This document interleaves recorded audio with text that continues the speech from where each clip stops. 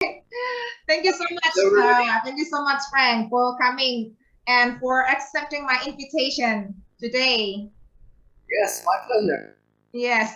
Okay. So, why don't we start now? Because Right, I'm ready. but first, Yeah, before we start, I'd like to to introduce you in right. brief. But if I make some mistakes, then perhaps you can correct me There's because a bit of ducking there because yes, because my viewers would like to know who my special guest tonight is. Yeah. So yes, of course. here I've got a special guest tonight. His name is Mr. Frank Landsman. He is a former colleague of mine when I was teaching at Language Center at Unpar, Parayangan University. And it's a great honor for me to have him here. And he's born and raised in the Netherlands. He specializes in American literature.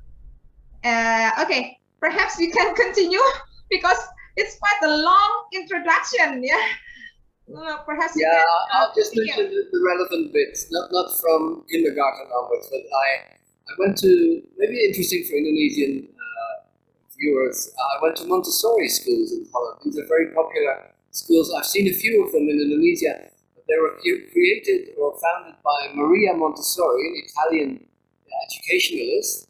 I think her grandson, Mario Montessori, continued this tradition all over Europe.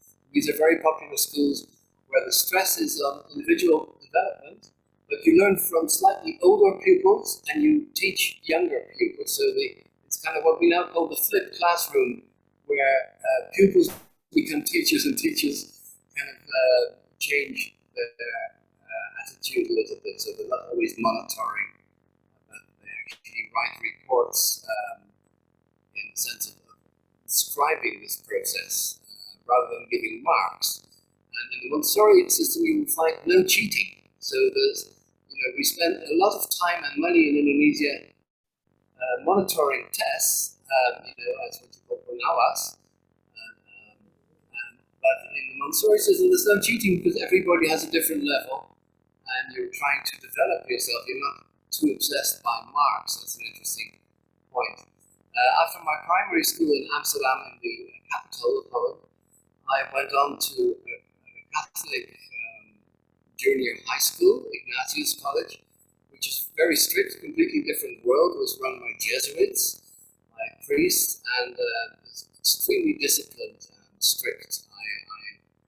I kept it up for 3 years, but then I moved back to the Montessori system for my senior high school, which was Montessori Lyceum in Amsterdam. Then I went to study English at the University of Amsterdam, local state university.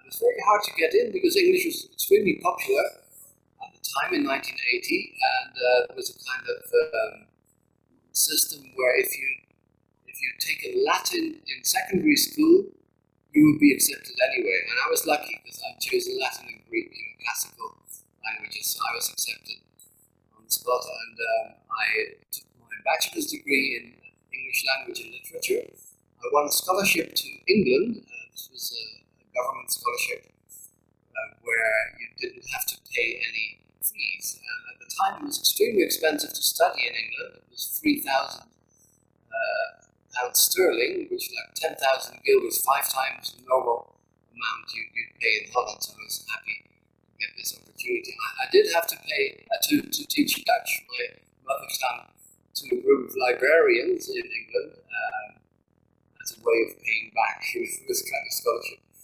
There I did research into literature, especially American literature, and a new subject for me, comparative literature, where we compared novels from the tradition of Russian literature, French literature, the classic English novels, and when I got back after only 1 year in England, I specialized in American literature because to me it's the most experimental one, the most adventurous kind of literature. It really expanded my horizon. I finished in 1988. I took a master's degree. I was proud to get summa cum laude, the highest distinction, because Wow. that's an interesting story. When I was born prematurely, I was born after 6 months. The doctor said if he lives, he'll be a bricklayer, no more, because I couldn't breathe. I didn't get any oxygen to my brain, so people thought I would be retarded. And when I finished with such honors, I sent a copy to the doctor who said that to disprove him. So I didn't become a bricklayer. You proved them wrong. Yeah. I've been wrong. Doctors can only predict so much. Yes. Demigod, although sometimes treated as such. My father was a doctor. And my younger brother, is also an academic, but completely different field, mathematical physics, and he's a pure researcher. He really does a lot of research. Even from a very young age, when he was 15, he was already writing articles. So different from me, I enjoy teaching. Oh, yes. So your family comes from a very high educational background, yeah? Yeah, well, I think mostly it's not really pressure from my parents, but my grandfather was very much interested in literature from my mother's side, my maternal grandfather. He always showed me books and gave me a good. Did your grandfather also study American literature? Just like what he was of the generation where only one son could study. So his younger brother became a doctor, medical doctor, a pediatrician, and he went into the carpet trade. But he always regretted this. He wished he'd studied French or English languages. My mother, very fluent in French because she spent 2 years in France as an au pair, which is a kind of person taking care of children. So she learned it from kids, basically, because every time she got it wrong, they would laugh at her. And that's for her, that was the best way to learn. We'll come back to that later, how to learn a foreign language. When I graduated in December 88, this was in the middle of the year, so there was no ceremony. Every time I see an Indonesian ceremony with people wearing caps and gowns and speech by the rector and all the parents, I'm kind of slightly jealous of this or envious. I envy your tradition, because for me it was just a handshake from the secretary and maybe one professor who was still walking around. So good luck. Oh, really? So in the old days, there was no ceremony at all? No? Well, at the end of the academic year, but because I graduated in December, in the middle, after the first semester, there was nothing going on. Oh, yeah, maybe because of that reason, yeah? Because of that reason, then there was, because it was close to the Christmas. It was close to Christmas Day. Yeah, right. Yeah? So where people spend their Christmas holidays. Right. So in Holland, there's only a graduation ceremony once a year at the end of the year, like in June, yes, before the next year. So I missed that, but I didn't really mind. I applied for a job in Indonesia, but I was lucky, really. I applied to voluntary service overseas in London. Actually recommended by one of my supervisors in England. He said, "Why don't you try to spread your wings and find, look for some experience abroad? That would be very interesting." He'd been to Uganda, I think, teaching Shakespeare to African students, and he recommended this to me, and I thought, why not? I went to London. I was the only European applicant. Everybody else was English, and I got the job. Said, "Where would you like to go? You seem suited for Asia, but we also got jobs in America and the Caribbean, everywhere, in South America." And so there was a number of offers. The first one was from the Maldives near India, where somebody had been kidnapped. It was a coup d'etat, and I thought this is too risky, so I turned it down. The second offer was from Zimbabwe in Africa, where I would have to be a head of school, like a school principal, writing reports all day. I said, well, I really want to teach English, so what else have you got? And the third one, I was lucky, I got an offer from Tuban in East Java, where a teacher training college had been waiting for 7 years because nobody wanted to teach in a traditional town where there were no other foreigners and people basically spoke no English. So I thought, well, let's take the plunge. This is a great adventure. Let me try. And this was, it clicked from the start. I became great friends with my counterpart, Agus Wardono, who eventually became a professor of English, although his background was in international relations. He wasn't really a linguist, but we went everywhere together. We spoke English all day. He taught me Indonesian, basically. But before we went to this project, the teacher training college, I took a language course in Yogyakarta, where I think you're from. And this was I'm not from Yogyakarta. I'm not from Yogyakarta. I was once there. I was once there for study, for the sake of my study, and also I worked there for 2 years. But I was born and raised in Pekalongan City, in Central Java. Yes, that's yeah. right. Yes. But you know Jogja, and this was a small language center called Wisma Realino. Yes. Which is run by teachers who are basically still students. It's near my campus. It's near my campus, Sanata Dharma University. Yes, right. At the time, it was a teacher training college. It was not yet a university. And I see. The teachers were still studying, but they pretended not to know any foreign language. Actually, they were very fluent, but they were just pretending. Pura-pura tidak mengerti. So from day one, we had to speak Indonesian. It's like what we call an immersion course, like somebody pushing you into the swimming pool. You have to swim. And then how long did it take for you to master Indonesian language? Well, the official course, the crash course, took 6 weeks, 6 hours a day, very intensive, and no translation or anything, no books. Basically, we had to practice using all kinds of objects. This is bigger than that, this is smaller than this. And, after only a week or two, we were sent out into the streets to local eating stalls, restaurants, to interview local people and so on. So we immediately applied what we'd learned. Easy stuff like counting colors, getting the price down, haggling, tawar-menawar, and so on. And so it was extremely effective. I thought, yes, exactly. That's very unexpected way of learning a language. Yeah. Yeah, it was kind of unique because I felt, I spent 6 years in secondary school learning French, but I can't speak French at this level, because everything was very theoretical. It was based on literature, and when I got to France on holiday, I could hardly speak because. What do you talk about? You can't just quote from short stories you've read or novels.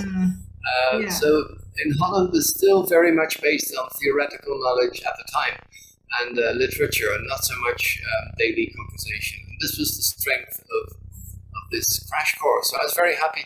Unfortunately, there was no Javanese teacher because the teachers came from all over Indonesia. So when I got to Tuban, which is, as I said, a very traditional town, my students didn't really speak Indonesian, but they always spoke Javanese at the medium level, at Moko. And so after a while, I picked that up as well, but I can't really speak it. I never took a course in it. I spent 2 years in Tuban, then 1 year in Bandung at this university, Parahiangan Catholic University, where there was a project with Belgium. Every month, the Belgian university would send a professor teaching a master's program, always different subjects. And I prepared students who were young lecturers at the time, for holding a discussion, asking questions, writing research papers and so on. Very exciting. Only 1 year. Then I went back to Holland for a bit, just to teach at a secondary school to see if I could still feel at home in Holland, if I hadn't become estranged. And this was in a small town famous for its cheese, Alkmaar in the north, where even my students would write notes on bits of cheese, cheating tests. And when I discovered this, they quickly they would eat the bread containing the cheating notes. Very funny. But there was only a few months replacing somebody who was on maternity leave. And so I thought, well, I really miss Indonesia. Why don't I try another project in East Java? This time in Jombang, in the middle of East Java, where one of your presidents came from, Abdurrahman Wahid, or Gus Dur. I think he was born in Jombang. and I taught another 2 years there at the teacher training college, and I met my wife. Media Stuti was finishing up there. Actually, I didn't really teach her, but she just been writing up her thesis or her final paper. We met by chance, really, because she was not in one of my classes, and we married at the end of my contract. I took her to the Caribbean, to an international school for 3 years where I taught English, and these people come from all over the world. I mean, most of the people on Caribbean islands are of African descent, but then you've got the Portuguese, Americans, Dutch, people of Dutch descent, so a real mix. Sometimes you see black people with blue eyes, for instance, a very kind of mixed type of pupil. And that was for only 3 years. The only problem there was that there was a lot of crime on that island because of the drug problem. A lot of people became addicted to drugs. At the time, this was crack cocaine. And in order to get those drugs, they would break into houses, break into cars, and so on. So our house was burgled twice. I lost my bike, my sports shoes. This is getting a bit dangerous, and it was also getting on my wife's nerves because she was basically at home all day. She was not allowed to teach, although she was a high school teacher.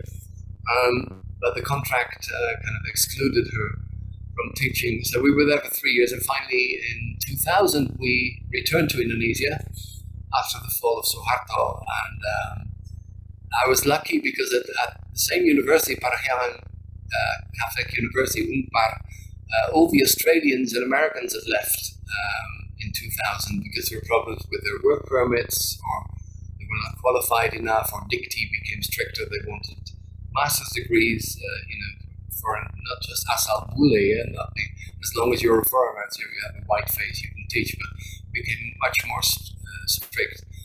And so I was lucky. This is exodus of people leaving, and I could take my place again, along with my old friend Pak Joko Pranowo from East Java, who'd actually replaced me more or less for almost a decade. And so I've been here ever since 2000 until now, 2022. So all in all, 2 years in Tuban, 2 years in Jombang, 1 year with the Belgian University in Bandung, and now 22 years. All in all, 27 years, to answer your question. You said, how long have you been living in Indonesia? Yeah. 27 years. Wait a minute. I mean, I'm sorry, I have to cut you off. I mean, really, that's an impressive introduction. Yeah. But in fact, I was about to come to the nitty-gritty of today's meeting. Well, as my viewers would like to know you more. So the nitty-gritty of today's meeting here, I've got some questions, 5 questions actually to you, Mr. Frank. So, okay, now let's start with the first one. Yeah. This one, how long have you been living in Indonesia? Yeah. So you were about to answer my questions, but I just cut you off, but now you can answer it. So how long have you been living in Indonesia, all in all? All in all, 27 years, so more than a quarter of a century. Wow, quite a long time. Yeah. So how do you feel? How do you feel living in Indonesia? To be honest, I loved it from day one. As you said in your long story that the first time you set your foot in Indonesia, then you start to love Indonesia, and until now you're still living in Indonesia. A lot of my friends back in Holland thought I was crazy because I didn't know the language. I didn't know much about the country. People were afraid of tropical diseases like malaria. This actually comes to the second. Sorry, this actually comes to question number 2. Yeah. Why did you choose to work and live in Indonesia? This actually will be the next question. Please, Frank. Yeah, that's a question, and I've often tried to analyze what made me take this plunge, where most of my friends would never do this. What made me different? Because even my relative, my father supported it because he had, as a young doctor, he'd gone to Africa on a kind of voluntary basis, and but he worked for an American factory in Liberia, and he wanted to move to the East Coast, to Tanzania, which was then a socialist country. But then there were a lot of political troubles, and all foreigners were asked to leave because it was considered too dangerous. But he always told me, Frank, you should have been born in Dar es Salaam, in Tanzania, if I'd stayed there. But it never happened. So he supported it. But a lot of other people in my family and among my university friends, thought this was very risky kind of adventure, and they would never do this. They would just settle for a job in Holland after graduating. It would never go abroad. So I was the only one. What's the reason? Number one, it's a sense of adventure. I think looking for a new experience. Indonesia, for most Dutch people, is a very exotic country. We've had long ties with Indonesia, and some of it, of course, we need to regret. Now, among my generation, there's a whole discussion going on whether colonialism, if it wasn't close to slavery, basically a slavery system. So we need to be very critical. If you talk to older people in Holland, they think, it was just VOC, it was a trade relation. But now I've heard many stories from Indonesians, from their families, from their histories, personal history. That was an extremely tough system where people would work on plantations from the age of 8 till 88, let's say, till they died, without any holidays, without any medical support. Extremely tough life, and it's kind of hushed up. When you learn history in Holland, people kind of gloss over this and don't really take it so seriously. And what's another reason, Frank? So the first one is adventure, and then what's I was called up for I was called up for military service. There's conscription in Holland. At the time, there was still the system where you had to stay become an army recruit for 18 months or longer if you wanted to become an officer. So I was called up, and people said, because I'd already finished my studies, and the recruiting officer said, well, Frank, you've got this language background. Why don't you learn Russian and become a spy? And I said, who do I spy for? Can you speak Russian? 6 months crash Friends course in from Russia, but I cannot speak any Russia at all. I've got quite many Russian friends. Yeah, can you speak Russian? Oh, really? Yeah. But no, so they offered this to me, a 6 month crash course in Russian. Then I would have to spy or eavesdrop, mengupingi on Vladimir Putin, who was then in the KGB. Being a fly on the wall. You had to be a fly on the wall. He was in I think he was stationed in Germany as a KGB, Secret Service agent, and I would have to spy on him. But it never happened because then there was a medical test, and I've got bad eyesight, -5. I'm short-sighted. People said, he's going to shoot his own general. That's very dangerous. We don't want people with eyesight problems. So I was not accepted, and they said, where do you want to go? And I said, well, I'm planning to go to Indonesia. Oh, yes, good luck. Have a nice time there. So and a year later, afterward, they decided to establish a professional army. So people were no longer called up for military service. It was just a purely professional army. So I got off lightly. But then, of course, Indonesia, when I was a child, I'd like to read horror stories. And there was one story about santet that intrigued me, where you have a puppet. What do you call santet in English? It's like a voodoo puppet. You stick needles in, or you somehow kind of torture. Then you will, someone who is an expert in spiritual things, then will put some spell, on you. Yeah, yes. But what do we have a specific term for the word santet in English? No. I think it refers to the magic you work on a puppet. Magical practice. Yeah, like voodoo practice or something, or supernatural. I would say supernatural practices. Yeah, something like that. Supernatural practice. This is a short story I read about the puppet. Somebody who wanted to take revenge on an enemy by puppets, by using And these then puppets. you were interested in knowing Yeah. more about Yeah, that was something. the first impression. Also, I played volleyball as a teenager. Most of my volleyball mates were of Indonesian descent, funnily enough. They had Javanese or Ambonese ancestors, but they didn't speak any Indonesian.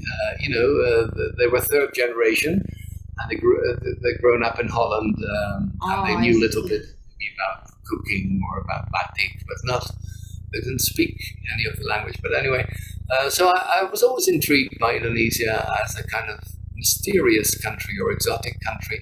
And I wanted to know about the education system. I'm sorry, we're about to run out of time, Frank. Yeah, there's a notice here. Yeah, let's move on to the next question then. Okay, now let's be quick, yeah, before the meeting ends. And question number 3, what do you like about Indonesia? I prepared the question. Can you please mention only 2 things? What do you like about Indonesia? Well, first of all, the people are extremely welcoming, very friendly. The Indonesian smile is famous all over the world, but it's a sincere smile. It's not a smile for tourists friendly or people, just friendly people. And then what's the second one? The second one is Indonesian culture.